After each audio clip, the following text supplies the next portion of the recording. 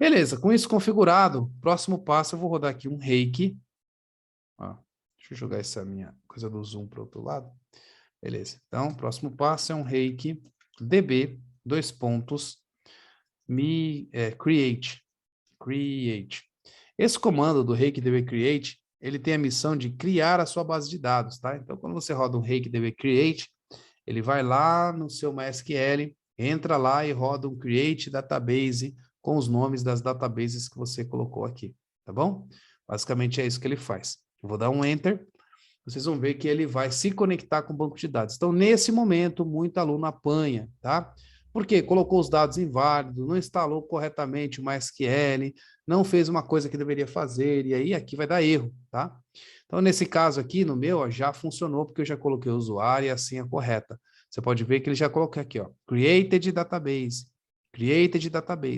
Se der esse efeito em você, quer dizer que funcionou a sua conexão com o banco de dados, e a coisa vai fluir para você. Se não, lembre-se das dicas. Você colocou a senha errada do MySQL, você não testou a sua senha, então tem algumas coisas que você precisa fazer. Vai lá no seu MySQL, cria a sua senha, tudo bonitinho para que você possa continuar, tá bom? Muito bem. Perfeito. Já feito isso agora, a gente já tem uma base de dados, já sabe que a conexão com a base de dados já está funcionando, então todo aquele passo de escolher um driver, escolher um ORM, ligar esse ORM à nossa aplicação, isso daí eu não preciso fazer porque o Rails já vem pronto, tá bom? Olha que interessante, se eu fosse usar um framework do .NET, eu teria que fazer a configuração do Entity Framework, né, que vocês fizeram comigo. Se eu fosse usar o Node.js, né, a não ser que se você estivesse usando o Node.js com Sails, né, que ali tem o mesmo conceito do Rails, né, mas no nosso caso a gente usou o padrão, que é o Express, mais conhecido por todos, né? Quando a gente fala de Node.js, a gente fala de Express.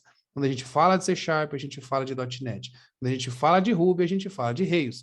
Quando a gente fala de Java, a gente fala de Spring, né? Então, normalmente a gente tem esses frameworks que são os mais famosos, tá? Então, nesse caso, o Rails já veio mais pronto do que todos os outros que a gente usou até hoje, né? No nosso desafio aqui, tá bom? Beleza, criado aqui, ok. Agora, qual que vai ser o próximo passo? Eu vou abrir aqui, ó, os meus itens para poder analisar um pouco mais desse código aqui. Espera aí.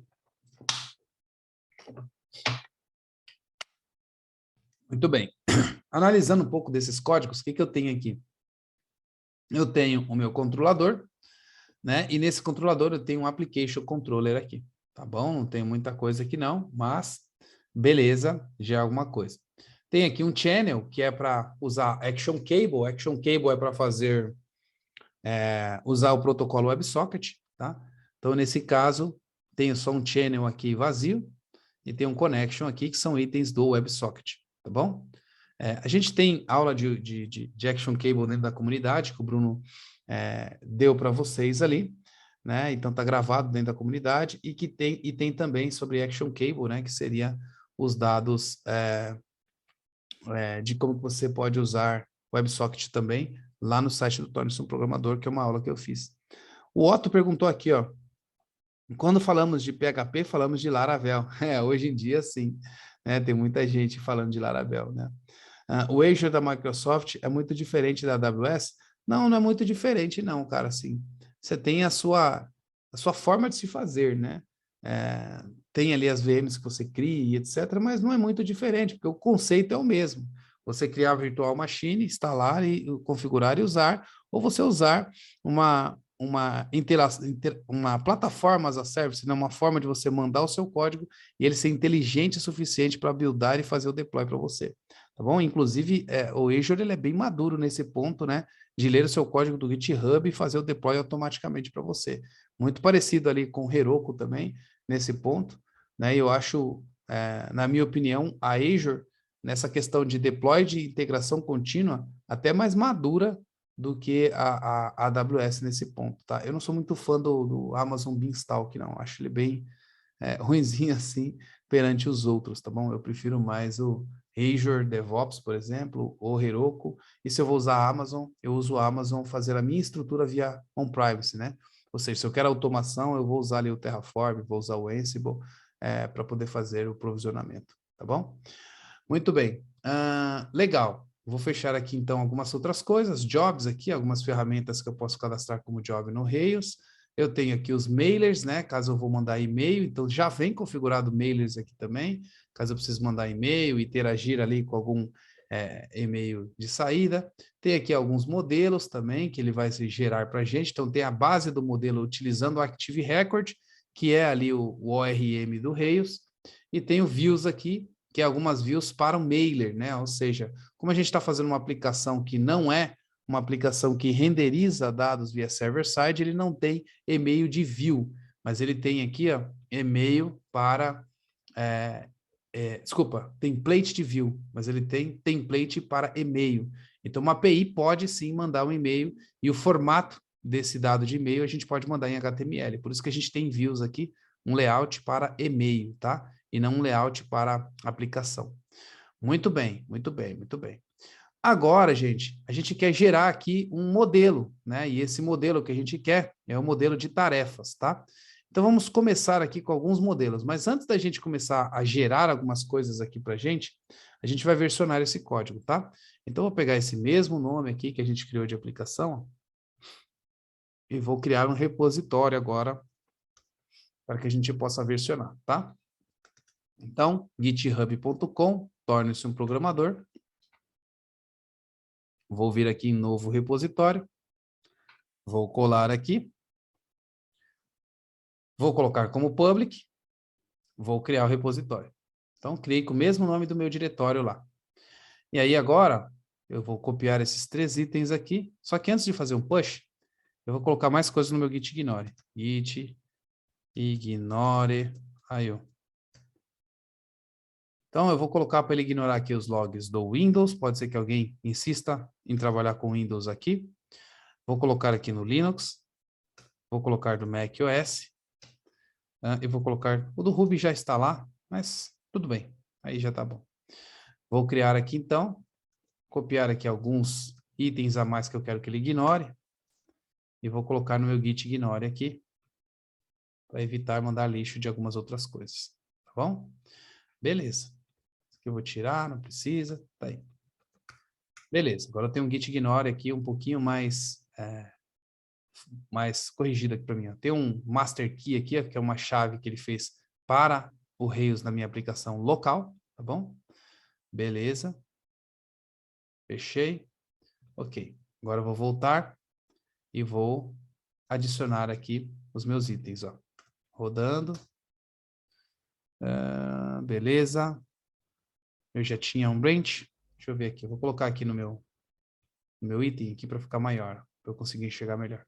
Então, eu já tinha um repositório, já estava certo, criei um branch, agora eu vou dar um push de main. Ele está falando, falha para dar um push no desafio 21 dias, tal. Por quê? Git status. Eu não fiz o commit aqui, né? Então, vou dar um git add, ponto. Git commit, traço M, versionando inicial da API em Ruby. Ok. E agora eu vou dar o push lá. Beleza. Então, ele vai subir o nosso código lá para o GitHub. Beleza. Agora a gente tem o código no GitHub aqui. Tá bom. Então, agora a gente pode fazer um monte de cagada se a gente quiser, e aí a gente pode voltar à versão, caso tenha alguma coisa aqui que a gente não queira. Beleza.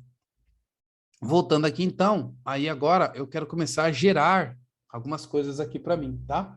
Então, eu vou fazer aqui um Rails generate scaffold, tá bom? Então, já expliquei para vocês o que é o scaffold também. Se você ainda não sabe, vai lá nas aulas do Torne-se um Programador, dá uma olhada na playlist aqui do Rails, tá? Então, Torne-se um Programador.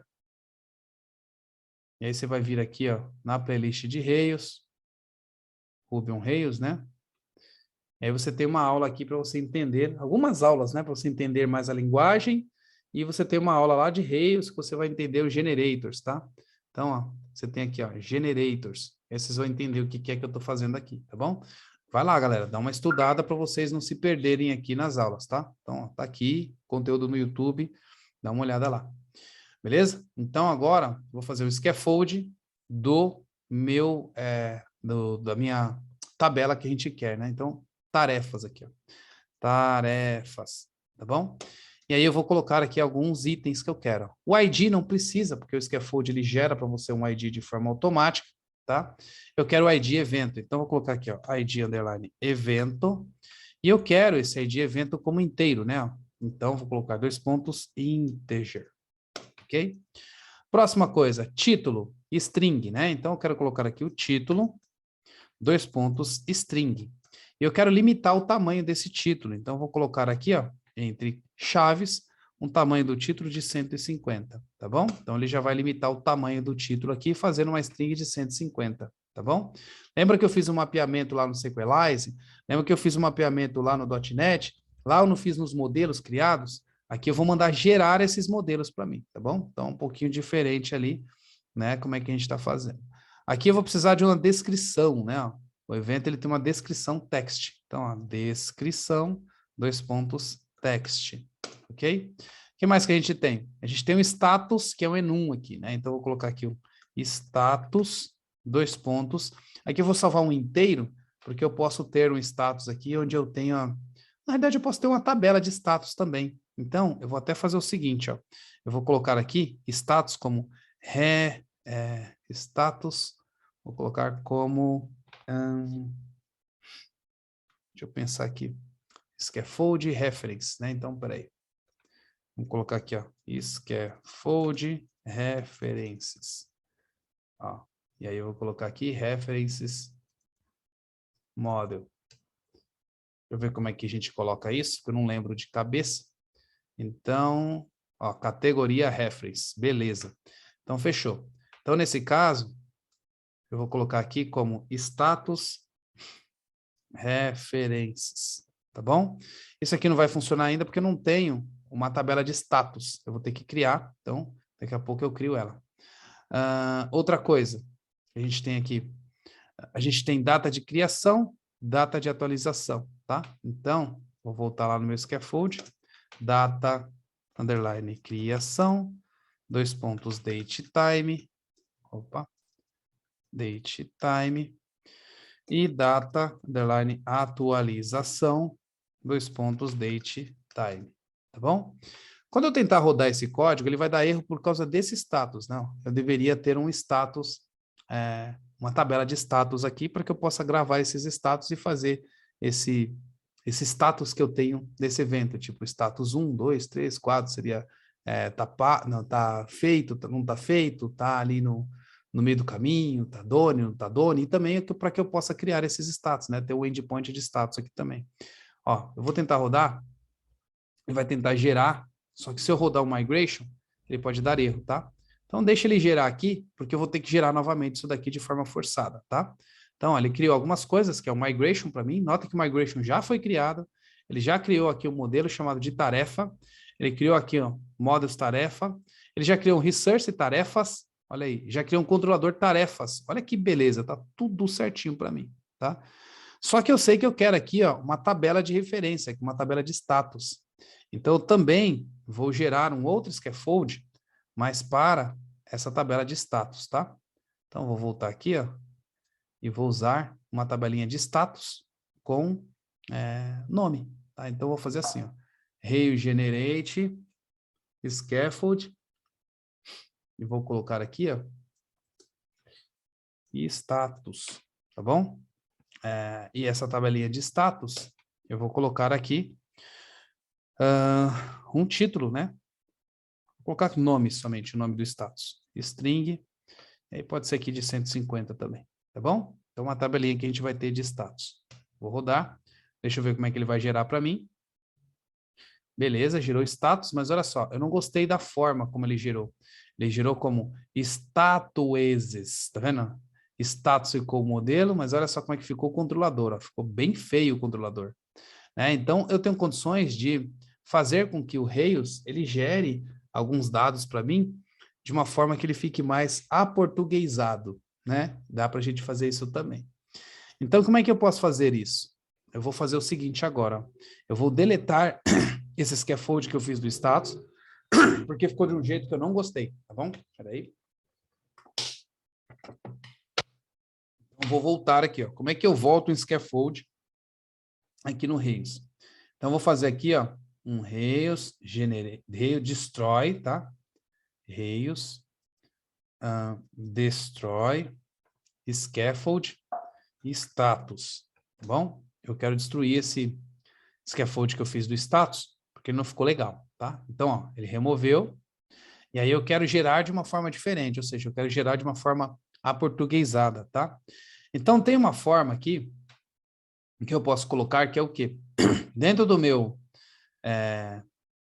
config initializers, eu tenho aqui, ó, um item chamado inflections, onde eu possa colocar aqui alguns itens que o tipo de pluralize aqui que eu posso colocar é em português. Então, eu vou pegar aqui o inflection, que vai fazer com que eu possa gerar os nomes dos meus controladores, etc., em português, para que possa ficar mais bonitinho para mim, tá? Então, eu vou pegar aqui, ó, Active Support, e vou colocar aqui Inflections PTBR, ó. Vou procurar, e você pode procurar de acordo com o país que você quer. Ah, eu quero gerar o código em, sei lá, em francês, em português de Portugal, né? Você pode fazer algo assim, que aí vai ficar mais bonito para você da forma como você quer gerar, tá? Eu vou colocar PT-BR. Ó. E aí, ele vai aparecer aqui alguns inflections, ó, do Brasil. Vou clicar. Esse aqui é o inflection de exemplo que a gente possa utilizar para o código do Brasil, tá? Então, ó, tá vendo? A forma como o Brasil gosta de utilizar. Eu vou dar um raw nesse arquivo. Vou copiá-lo. Ctrl A, Ctrl C. Eu vou mudar o meu inflection aqui, para que ele possa ter o padrão, ó, cães, cão, tá vendo? Colchões, colchão, portões, portão, pães, pão, tá vendo? Alemães, alemão, tá vendo? Então, alguns itens aqui para que a gente possa ter o inflection que vai gerar o código para a gente numa forma que fique melhor, assim, se a gente quer fazer em português, por exemplo. Outra coisa aqui que eu quero fazer a gente tem também dentro da nossa aplicação, os bloqueios.